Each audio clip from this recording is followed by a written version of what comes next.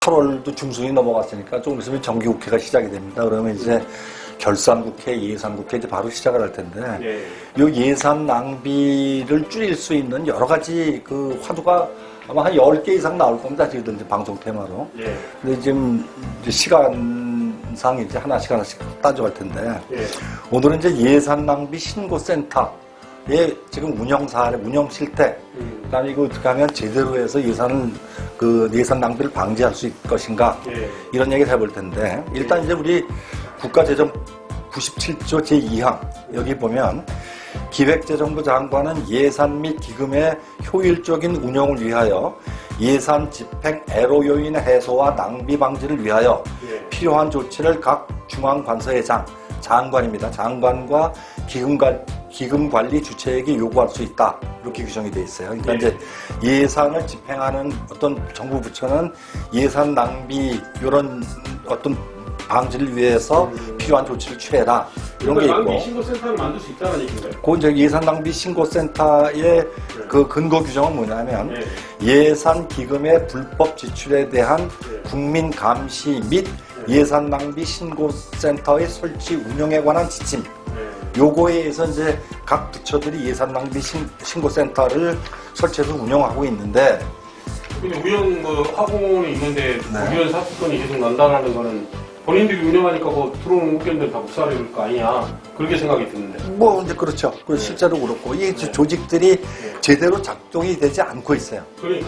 그다음에 이제 그 예산 낭비 현상은 앞으로 이제 저희들이 이제 그 구체적인 사례를 들어서 쭉 지적을 하겠지만, 예산은 편성할 때부터 잘 편성을 해야 돼요. 편성할 때 지난번 방송에서 우리가 했던 건 예산 편성 과정에서의 문제점을 지적한 것이고, 예산 집행할 때 낭비적인 요소가 무지 들어갑니다. 그런 거. 그다음에 예산 집행하고 난 다음에 사후 관리 측면에서도 이런 어떤 예산 낭비 사례가 많고, 그래서 오늘은 예산 낭비 신고센터를 어떻게 설치해서 어디다 설치해서 어떻게 운영을 해야 정말 효율적으로 효과적으로 예산 낭비를 억제할 수 있는지, 이런 것에 대해서 얘기를 좀 나눠볼까 합니다. 자, 그러면 먼저 예산 낭비 신고센터 설치에 관련된 지침에 대해서 이제 기획재정부가 이제 발표를 했지 않습니까? 그러면 그 내용에 대해서 공인총장이 어떤 내용인지 세세하게 좀 소개를 해주시면 좋겠습니다. 네, 보도자료 2013년 11월 1일 금요일 보도는 배포시 보도해달라고. 2013년도면 우리 소장님께서 국회 보좌관 계실 때? 나왔을 때입니다. 나왔을 때면. 네. 그때 이제 예산 기금의 불법 지출에 대한 국민 감시 및 예산 낭비 신고센터의 설치 운영에 관한 지침, 개정안 행정예고. 말도 길고요. 이건 어려워요. 어렵죠. 네. 어렵게 써야지 본인들이 돋보여서 그런데요. 그거 맞는 말인데. 개정안의 주요 내용은 첫째, 예산 집행 감시 분위기 확산. 얼마나 분위기도 없으면 이걸 확산시키는 것도 개정안에 들어가는 거니까. 또 재발 방지 등을 위해 예산 낭비 신고 정보 공개, 근거 마련. 둘째, 예산 낭비 신고 정보를 활용하여 현장 조사 등 재정사업 추진 실태를 점검하고 이를 예산 평가 등에 활용토록 조치한다.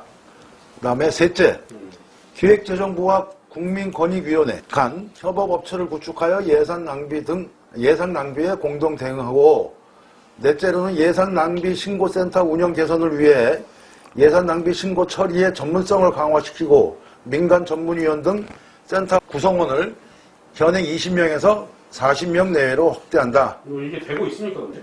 네. 하고 있겠죠, 지금. 네.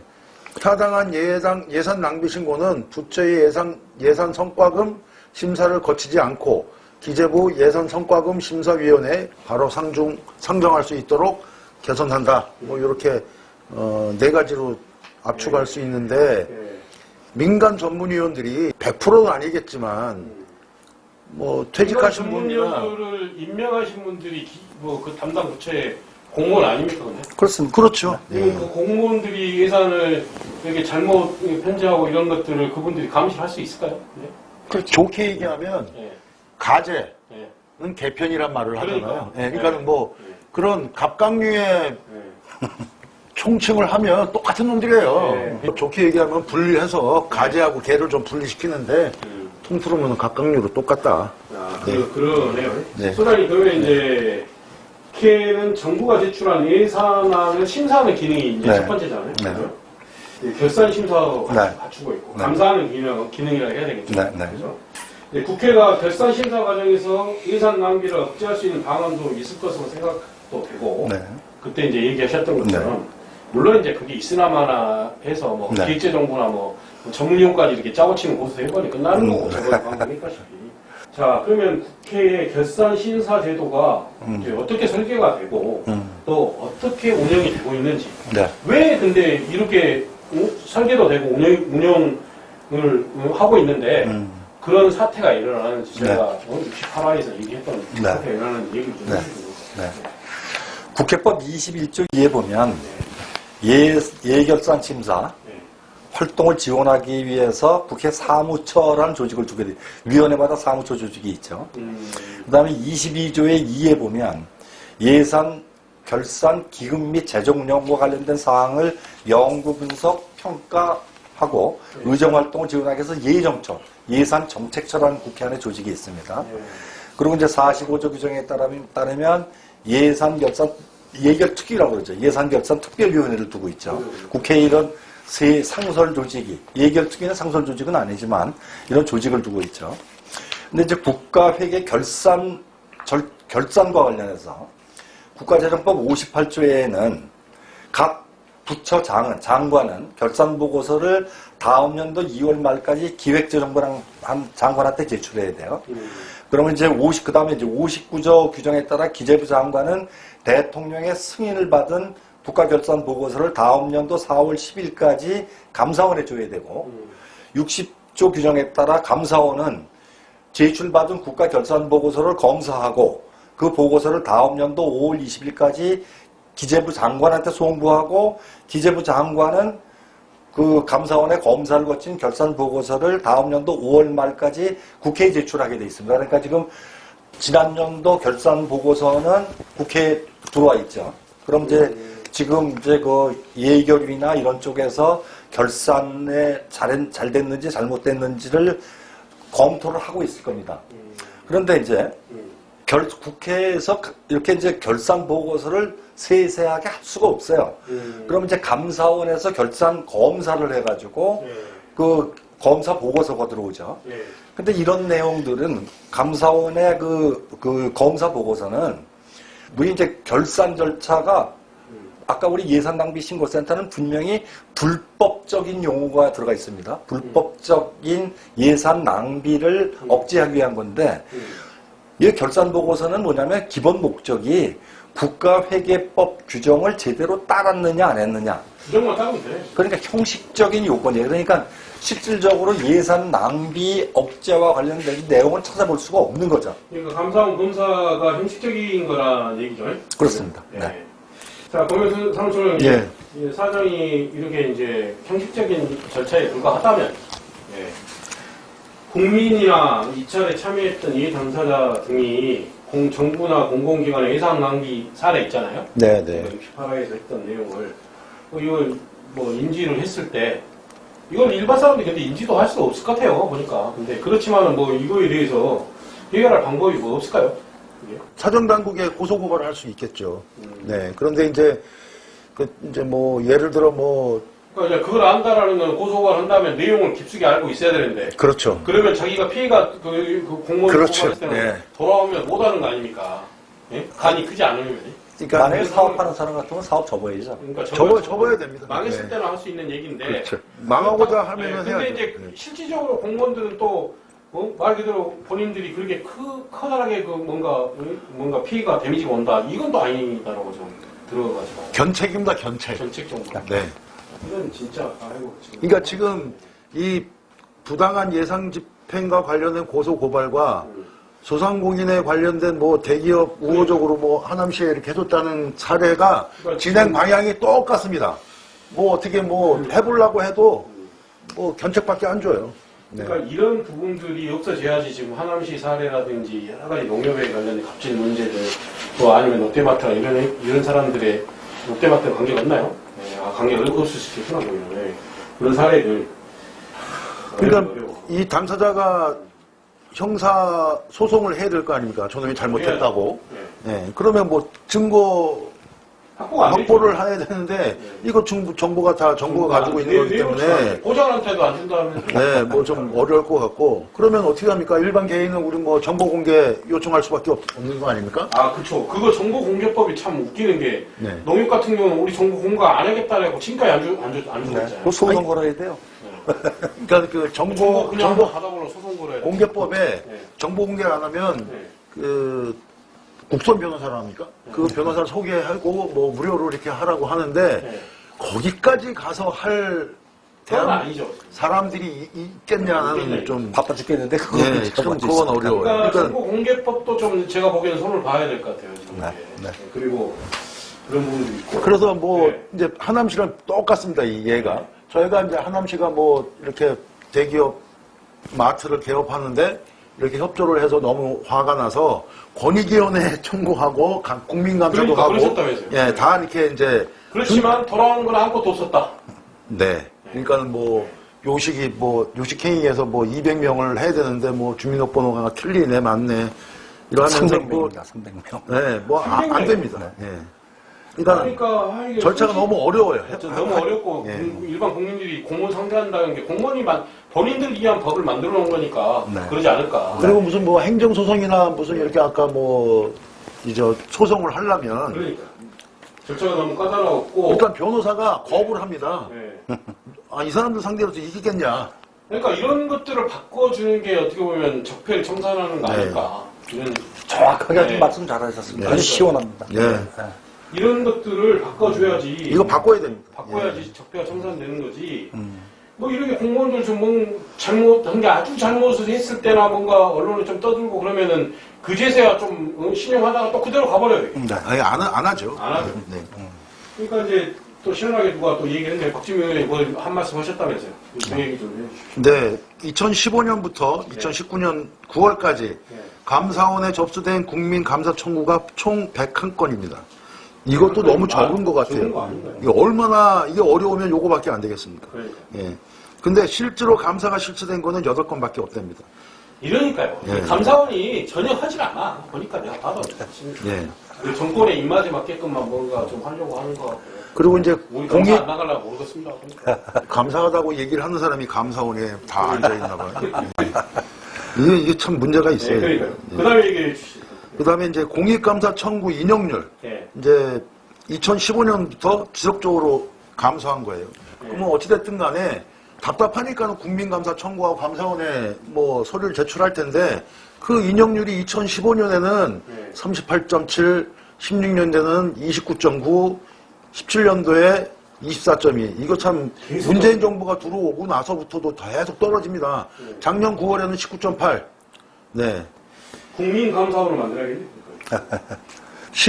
그리고 실제 감사가 실시된 거는 139건입니다.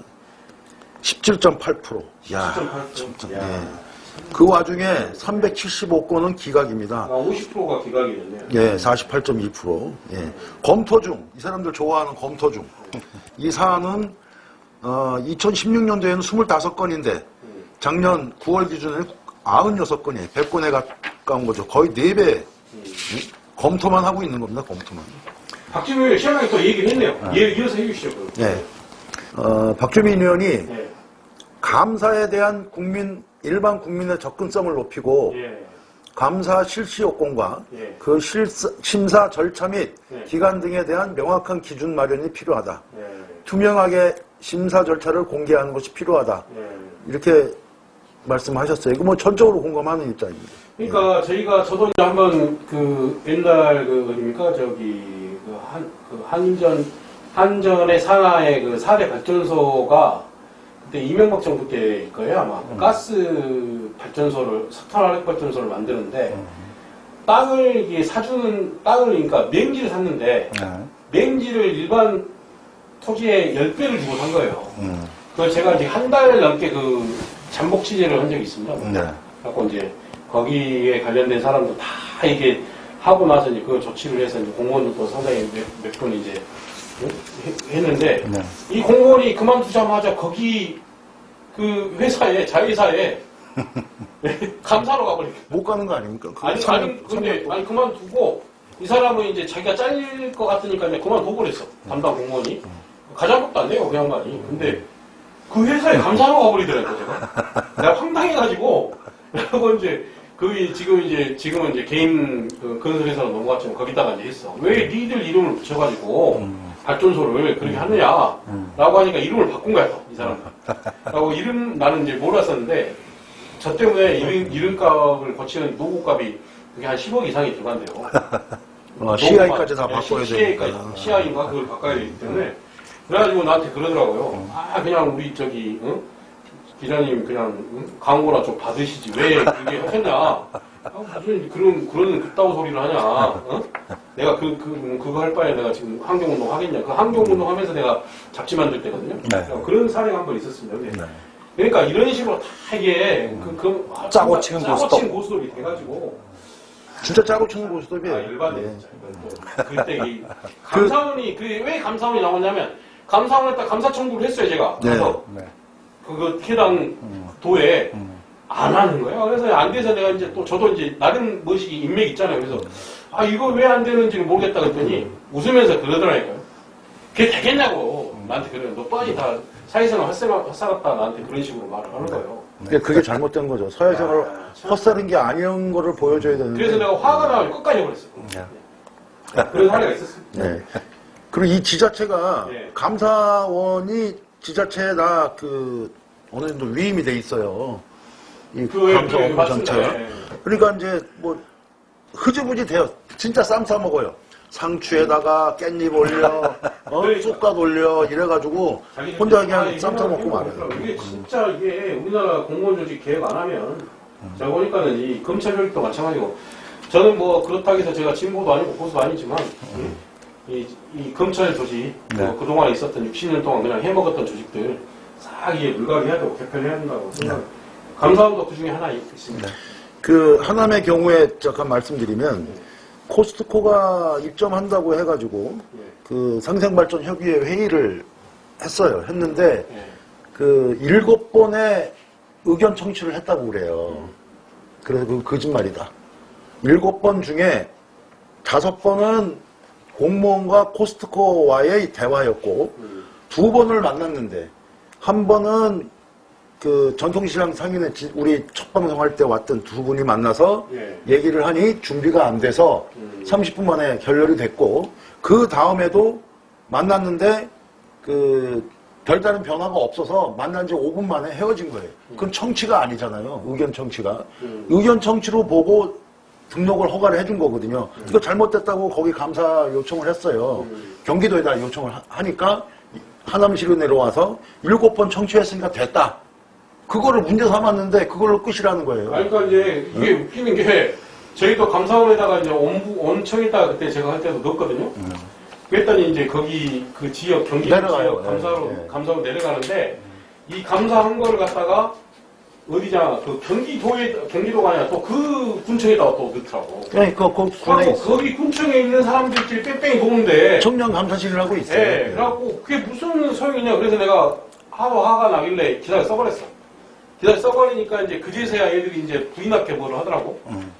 야, 참 이게 우리 같은 기자들도 그러는데. 기자는 그래도 기자니까 그 정도면 굉장히 많이 잘한 거예요. 왜냐하면 공익감사에 관한 감사원 감사 청구 처리에 관한 규정에 보면 국민감사를 청구하거나 자격을 갖춘 공익단체, 시민단체이어야 돼요.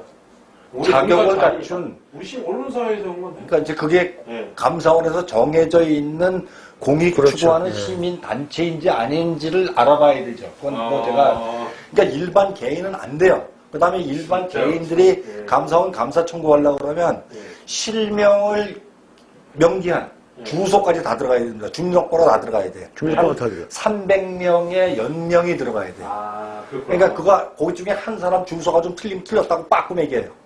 그러니까 감사 청구하는데도 그 불구하고 감사가 된 건 대단한 거예요. 아니, 센 그다음에 언론사 있어 조금. 얘가 센 언론사. 그다음에 감사원이 도망을 갈 수 있는 건 뭐냐면 감사원법 28조에 보면 예. 감사원은 각 중앙관서, 지자체, 정부투자기관의 장이 실시한 자체 감사의 결과를 심사해서 예. 그것이 괜찮다 예. 하고 판단하면 예. 감사를 안 해도 돼요. 이 감사원법에 있는 겁니다. 그러니까 그러네. 지자체로 내려가서 뺑뺑이 돌리는 거, 하남시에서 그런 사례가 있는 거, 그거는 사실 아까 조금 전에 말씀하셨던 거는 공문서 위조입니다. 7회에 걸쳐서 의견 청취를 한 의사록을 가라로 꾸민 겁니다. 그렇죠. 그런데도 불구하고 뺑뺑이 돌리는 거예요. 이게 현실입니다. 참 이렇게 당했는데도 이제 우리 소상공인들은 먹고 살기 힘드니까. 네. 그래서 저희 이해는 해요. 이해는 하지만 참 끝까지 그냥 물건 늘릴 때는 늘어져서 좀 네. 바꿀 걸 바꿔야 되는데. 그렇습니다. 네. 근데 민초들이 너무 힘이었고 먹고 살기 힘들고 다들 힘드니까 그런 네. 것 같은데. 참 이게 그렇습니다. 그러면 이제 감사원이 네. 처음에 이제 이렇게 감사도 안 하고 뭔가 이렇게 공문법들을 좀 바꿔야 되냐 안 하고 있다. 네. 그럼 이거는 지금 법상 이렇다라고 하면은 법을 바꿔야 되지 않나요? 네. 감사원의 일이 적은 건 아니에요. 그러니까 감사원들은 감사위원회에서 연간 감사계획을 수립하고 이런 일들을 해야 되는데 예. 사실은 이렇게 지금 일반 개인들이 이렇게 감사 청구하는 거는 네. 사소한 일이라고 보는 거죠. 그러니까 그냥 대개 인용을 안 하고 그냥 기각을 해버리는 거죠. 아니 근데 돈이 그게 그때 당시에 땅을 그냥 맹지를 그때 몇만 원 하는 거를 갖다가 네. 거의 100만 원 돈 가까이에 사줬으면 100배를 이렇게 네. 뻥튀겨 사준 건데 네, 네. 지들끼리 짱 했겠죠. 또 이거 그렇죠. 뭐 얼마 주면 나눠주고 네. 뭐 이런 식으로 네. 우리가 알 수 없는 거고 네. 감사하면 딱 드러날 네. 것 같은데 참 안 하더라고요. 그래서 너무 안타까워가지고 그때 네. 이제 제보를 받고 참 제가 기자가 아니라 차라리 그냥 몰라 형사했으면 저도 짭짭했을까요? 그게? 되보고를 한다면 말씀하시죠. 네, 알겠습니다. 그러면 진행하시죠. 네. 어쨌든 그래서 이렇게 네. 감사원에서 이런 어떤 불법적인 예산 지출, 국고를 낭비를 했다. 이건 국민들이 대한민국의 주인들은 누구나 문제 제기를 하고 이걸 낱낱이 밝혀야 될 책임이고 권한이 있어요. 그런데 이런 모든 절차들이 사실상 그림의 떡입니다. 그러니까 할 수가 없다라는 게 저도 상당히 그날 이게 좀 뭔가 억장이 무너진다 그럴까요? 네. 사실을 좀 알고 있으면서 네. 그런 걸 많이 느꼈는데 감사원 앞에는요, 네. 1년 360일 집회를 합니다. 360일 네. 아주 그 자리가 또 명당 자리가 또 따로 있어요. 네. 그럼 이제 우리가 어차피 이제 저희들이야 뭐 이렇게 하지만 소상공인 그냥 방송이니까 네. 고려 사무총장이 네. 그럼 이제 소상공인 예산 편성이나 집행과 관련해서 중소벤처기업부나 기업부가 잠깐만 여기 여기인데 안 했어. 한 페이지랑, 한 페이지랑. 아니, 한 7페이지 하단이야. 네. 7페이지 하단. 죄송합니다. 넘어가. 다시 들어가죠. 짧아. 그냥 2분으로 들어가. 자, 그림에 또 가시면 돼요. 네, 소장님. 예산 낭비 이 절차가 이렇게 복잡하고 어렵고요. 네. 네, 그리고 이제 일반 국민들이나 공익단체 등이 네. 이런 절차를 밟는다는 게 상당히 힘든 것 같아요. 그렇죠. 말 그대로 그림에 떡이죠. 이런 게 있어야. 네. 근데 이제 예산 낭비나 네. 낭비가 이제 이렇게 심각하지 않습니까? 네. 그러면 이제 이걸 또 신고를 하면 국민들은 불이익을 받는단 말입니다. 네. 그러면 일반 국민들이 네. 뭔가를 행위를 지금 이제 우리가 민초들이 하려면 네. 예, 단체가 이제 국회를 통해서 뭔가를 해결하려고 지금 많이 하지 않습니까? 네. 네. 뭐 어떤 방법이 없을까요? 그래가지고 이제 국회에 이게 너무 떨어졌어. 다시 들어갈게요.